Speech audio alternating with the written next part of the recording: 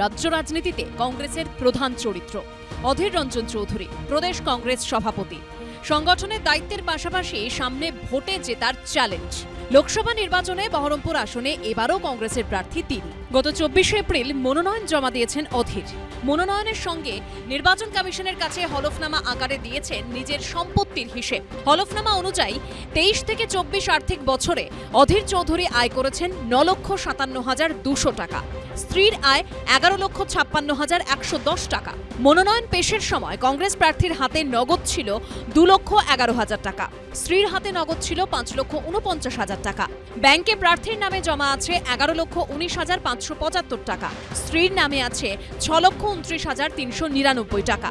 Mutual fund ও PPF অ্যাকাউন্টে কংগ্রেস প্রার্থীর জমা আছে 7,11,424 টাকা। প্রার্থীর স্ত্রীর নামে আছে 3,46,891 টাকা।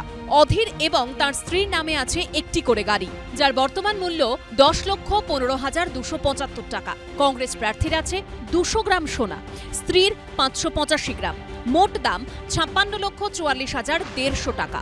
সব মিলিয়ে অধীর চৌধুরীর অস্থাবর সম্পত্তির পরিমাণ 39,35,571 টাকা। তার স্ত্রীর অস্থাবর সম্পত্তি 64,41,144 টাকার। শুধু অস্থাবর সম্পত্তিই নয়, হলফনামায় স্থাবর সম্পত্তিরও হিসেব দিয়েছেন কংগ্রেস প্রার্থী। হলফনামায় অধীর জানিয়েছেন তার এবং স্ত্রীর নামে কোনো কৃষি জমি নেই, তবে অকৃষি জমি, বসত বাড়ি ও ভাড়া দেওয়ার বাড়ি আছে, যেগুলির বর্তমান মূল্য 3,27,40,000 টাকা। অর্থাৎ স্থাবর অস্থাবর মিলিয়ে দম্পতির মোট সম্পত্তির পরিমাণ 4,31,16,715 টাকা। হলফনামায় কংগ্রেস প্রার্থী জানিয়েছেন তার নামে বেশ কয়েকটি ফৌজদারি মামলা আছে, তবে কোনো মামলায় দোষী সাব্যস্ত হননি। এবিপি আনন্দ।